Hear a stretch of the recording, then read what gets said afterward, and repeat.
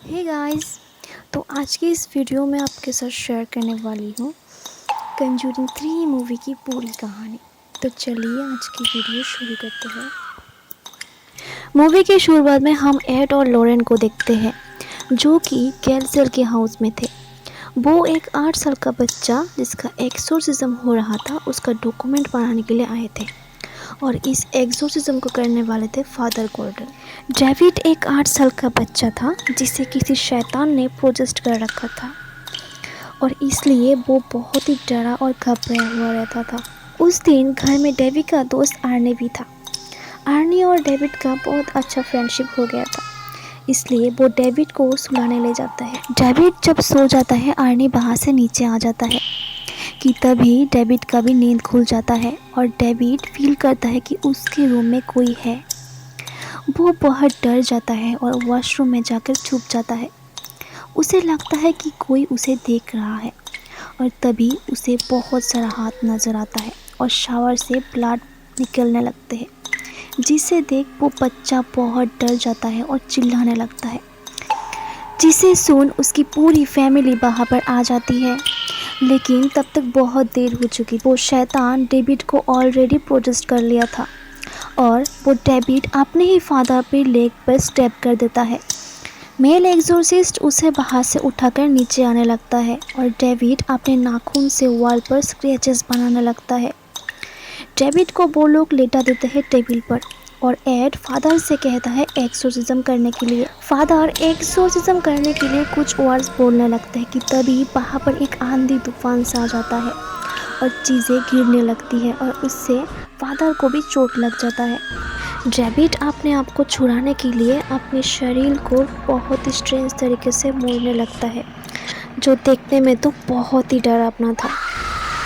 उसकी पूरी फैमिली इस सब देखकर बहुत ही डर जाते हैं और डेविड को छोड़ देते हैं कि तभी वो एड के ऊपर हमला कर देता है और उसका हाथ रोकने का भी कोशिश करता है।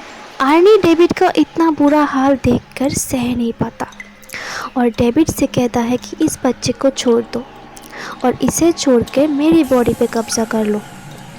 कि तभी डेविड का शरीर नॉर्मल हो जाता है और इस शैतान अब आर्नी के शरीर में कब्जा कर लेता है।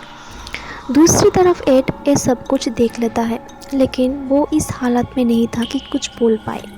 उसे हार्ट अटैक आ जाता है और तभी उसे हॉस्पिटलाइज करना पड़ता है।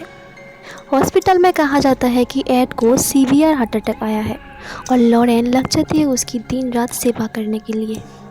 दूसरी तरफ हम देखते हैं कि आर्नी बिल्कुल नॉर्मल दिखाई देता है और अपना काम भी वो सही तरीके से कर रहा था। डेबी और आर्नी ब्रूनो नाम की एक आदमी के घर किराए पर रहते थे, लेकिन ब्रूनो उनसे कोई भी पैसा नहीं लेता था। आर्नी को लगता है कि कोई उसका पीछा कर रहा है और तभी उसके सामने एक लेडी आ जाती है जो कि उसके ऊपर हमला कर देती है और वो आर्नी बहुत डर जाता है और किसी तरह से अपने आप को बचा लेता है।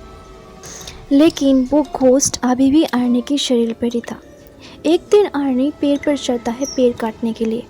उसकी मशीन तब काम नहीं कर रहा था और दूसरी तरफ उसे वो लेडी फिर से दिखाई देती है, जिसके बाद अचानक उसकी मशीन फिर से चालू हो जाता है, जिससे उसकी शरीर को भी नुकसान हो सकता था।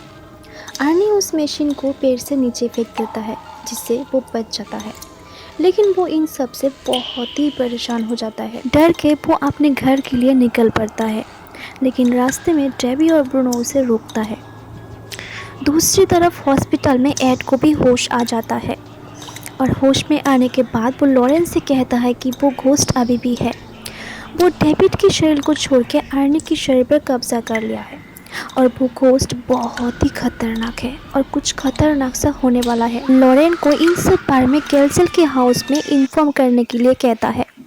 लॉरेन कॉल करती है, लेकिन तभी डेबी रूम में लाउड म्यूजिक चलाकर डांस कर रही थी, जिसके कारण उसे वो कॉल की साउंड सुनाई नहीं देता।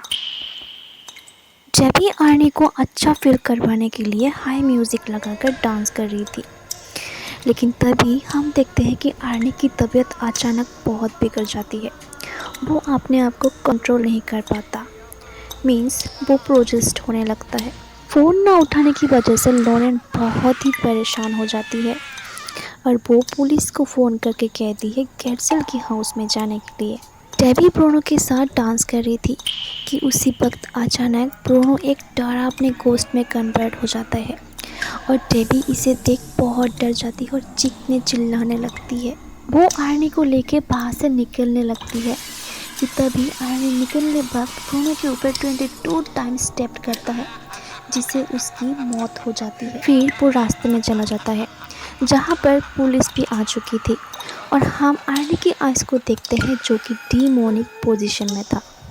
आर्नी की पूरी शरीर पर ब्लड लगा हुआ था जिसे देख पुलिस भी उसे अरेस्ट कर लेता है। पुलिस स्टेशन में एड और लॉरेन आर्नी से मिलने के लिए आता है और वहाँ पर वो लोग एक होली क्रॉस और होली वाटर रख के आर्नी से बाइबल के कुछ वर्ड्स कहने के लिए कहते हैं जो कि आर्नी बहुत ही इजीली कह देता है और इसका मतलब ये था कि उनके शरीर पर इस वक्त कोई भी डेविल नहीं है। ब्रूनो के केस की फाइल भी हो जाती है और एड और लॉरेन डेवी से कहता है कि वो लोग किसी तरह आर्नी को छुड़वा लेंगे। फिर एड और लॉरेन एक लॉयर से मिलते हैं। वो लॉयर डीमोनिक पोजीशन की नाम सुनते ही बहुत ही गुस्सा हो जाती है। लॉयर एड और लॉरेन की बातों पर यकीन नहीं करती और उसे यकीन दिलवाने के लिए एड उसे डिनर के लिए इनवाइट करता है और फिर एड एनाबेला डॉल से लॉयर को मिलवाता है। नेक्स्ट डे वो लॉयर कोर्ट में जाती है और कहती है कि आर्नी ने डीमोनिक पोजीशन में ही ये सब कुछ किया है, जिसे सुनकर कोर्ट उन लोगों को कुछ टाइम दे देता है। लेकिन वो लॉयर अफ्रेड थी कि शायद आर्नी को लाइफ टाइम सजा हो सकती है। एड और लॉरेन को पूरा यकीन था कि आर्नी ने ये सब कुछ डीमोनिक पोजीशन पर ही आके किया है और इसलिए वो लोग बहुत सोच में पड़ जाते हैं। फिर वो दोनों जब पहली बार इन्वेस्टिगेट करने आए थे उस दिन की रिकॉर्ड सुनने लगते हैं जहाँ पर हमें एक 5 इयर्स पुरानी फ्लैशबैक दिखाई देती है जहाँ पर एक रूम में एक वाटर बेड था और डेविड उसमें खेल रहा था कि उसी वक्त एक हाथ आके डेविड को ज़ोर से पकड़ लेता है और डेविड बहुत डर जाता है और उस दिन के बाद से ही डेविड के साथ पैरानॉर्मल एक्टिविटी होना शुरू हो जाता है। लॉरेन फ्लोर को देख के कहती है ये सब बेड या फिर वाटर से नहीं हुआ है। डेबी लॉरेन को अंडरग्राउंड जाने की रास्ता दिखाती है। वहाँ पर जाते ही लॉरेन को एक विचिस टोटम मिलती है। विचिस टोटम जो कि ब्लैक मैजिक में यूज़ किया जाता है। लॉरेन उस टोटम का एक पिक्चर क्लिक कर लेती है, आकर सब लोगों को पिक्चर दिखाती है जिसे देख सब लोग शॉक्ड हो जाते हैं और कहते हैं कि कोई उनकी फैमिली को क्यों कर्ज देगा। वहाँ पर फादर गॉर्डन भी थे और फादर गॉर्डन एक सीनियर फादर के बारे में कहते हैं जो कि शायद उन्हें इस बारे में हेल्प कर सकते हैं। वो दोनों सीनियर फादर के पास जाते हैं। सीनियर फादर पिक्चर देख के कहता है कि वो इन सब बारे में जानते हैं। ये लोग बहुत ही खतरनाक होते हैं और अपनी शक्ति पाने के लिए वो दूसरों की बलि देते हैं, वो ब्लड सेक्रीफाइस करते हैं। और फिर तभी हमें वो क्रीपी लेडी दिखाई देती है जो कि ब्लैक मैजिक कर रही थी। उसके सामने एक टेबल था, वहाँ पर आर्नी की पिक्चर भी थी। वो आर्नी के ऊपर ब्लैक मैजिक कर रही थी और तभी हम देखते हैं कि आर्नी को भी फील होने लगता है कि कोई उसके आसपास है और तभी एक घोस्ट आके उसके ऊपर हमला कर देता है जिससे वो बहुत डर जाता है। दूसरी तरफ एड और लॉरेन बहुत कोशिश करते हैं उस ऑकल्टिस्ट को ढूंढने के लिए कि तभी उन्हें पता चलता है कि एक डिटेक्टिव एक टोटम पहले भी कहीं देख चुके हैं एक केस में। डिटेक्टिव उन्हें 4 महीने पहले की एक केस के बारे में कहती है जहाँ पर जेसिका और केटी नाम की 2 लड़की बेस्ट फ्रेंड हुआ करती थी। एक दिन वो दोनों जंगल पे जाते हैं और दूसरे दिन केटी की लाश मिलती है और जेसिका अभी भी गायब है। जेसिका की रूम इन्वेस्टिगेट करने से उसके रूम में एक टोटम मिलता है। लॉरेन की रिक्वेस्ट पर डिटेक्टिव उन्हें उस जंगल पे ले जाते हैं। वहाँ की मिट्टी को छूकर ही लॉरेन वो सब कुछ दिख पाती है कि उस दिन क्या क्या हुआ था। वो देख पाती है कि जेसिका पोजेस्ड हो चुकी थी और डीमोनिक पोजीशन पे आके वो केटी का मर्डर कर देती है और रियल में भी लॉरेन वो सब कुछ रिक्रिएट करने लगती है और अचानक से ही लॉरेन भागने लगती है और भागते भागते एक डेड एंड पे पहुंच जाती है। एड भी लॉरेन के पीछे पीछे आने लगता है और उसके पुकारने से वो रुक जाती है और वो बच जाती है, लेकिन तभी एक हाथ उसे नीचे की तरफ खींचने लगती है और एड उसे किसी तरह बचा लेता है और रिवर की इन्वेस्टिगेट करने के लिए कहती है। रिवर की इन्वेस्टिगेट करने से जेसिका की लाश बाहर से ही मिलती है और इसी तरह एक केस भी सॉल्व हो जाता है। लॉरेन हॉस्पिटल में जाती है और जेसिका की हाथ पकड़कर कुछ कनेक्शन करने की कोशिश करती है और दूसरी तरफ हम आर्नी को देख पाते हैं जो कि बहुत ही घबराया हुआ था। उसे एक फादर ने एक होली वाटर देता है जिसका वो एक सर्कल बनाकर उसके अंदर बैठकर प्रे कर रहा होता है। और दूसरी तरफ लॉरेन भी उस लेडी से कनेक्ट हो जाती है।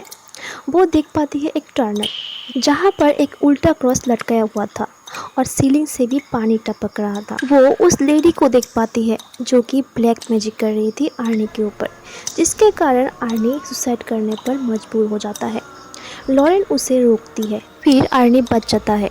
लेकिन हॉस्पिटल की एक लाश लॉरेन के ऊपर हमला कर देती है, जिसे देख एड वो कनेक्शन तोड़ देता है और फिर लॉरेन बच जाती है। वो लोग घर आ जाते हैं और तभी ड्रू उन्हें एक बुक देता है जहाँ पर ब्लैक मैजिक के बारे में बहुत कुछ था और वहाँ पर ब्लैक मैजिक तोड़ने का भी उपाय था। अगर कोई वो ब्लैक मैजिक करने वाले टेबल को तोड़ देता है तब वो कर्स ख़त्म हो जाएगा और उसके बाद एड सेंसलेस हो जाता है। एड को होश आते ही वो उस लेडी को देख पाती है और वो हॉस्पिटल वाली लाश को देख पाता है जो उनके ऊपर हमला कर रहा था। और तभी वो एक चाकू से उसे मारने ही जा रहा था कि ड्रू उसका हाथ पकड़ लेता है, क्योंकि वो उनकी वाइफ को ही मारने जा रहे थे। रियल में ये सब कुछ उनका विजन था। वो लेडी उन्हें ये सब कुछ दिखा रही थी और उन्हें अपने घर में टोटम भी मिलता है। लॉरेन बहुत ही परेशान हो जाती है और वो सीनियर फादर के पास जाती है जहाँ पर उसे पता चलता है इस स्टोरी का सबसे बड़ा सीक्रेट। वो फादर कहते हैं कि वो लेडी कोई और नहीं है, उसकी खुद की बेटी थी जिसका नाम था इस्ला, और वो लॉरेन को अंडरग्राउंड जाने का भी रास्ता दिखाता है। लॉरेन वो टेबल तक पहुंच जाती है और दूसरी तरफ इस्ला को भी ये सब कुछ पता चल जाता है, जिसके कारण वो ऊपर जाती है और अपने फादर को मार देती है। दूसरी तरफ लॉरेन उस टेबल को गिराने की कोशिश करती है, लेकिन वो टेबल बहुत ही भारी था कि तभी वहाँ पर इस्ला आ जाती है और फिर वो लॉरेन को भी मारने की कोशिश करती है, लेकिन वो लॉरेन वहाँ से किसी तरह भाग आती है। और फिर तभी एड भी वहाँ आ जाता है और लॉरेन की आवाज़ को फॉलो करते हुए वो अंडरग्राउंड तक पहुँच जाता है, लेकिन तभी वो लेडी उसे वश में कर लेती है। दूसरी तरफ आर्नी की तबीयत बहुत ही ख़राब हो चुकी थी। उसका शरीर बहुत ही वियर्ड तरीके से मूव करने लगता है। फादर आर्नी को कंट्रोल में लाने के लिए कुछ वर्ड्स बोलने लगते हैं, लेकिन इसका आर्नी के ऊपर कोई भी असर नहीं हो रहा था।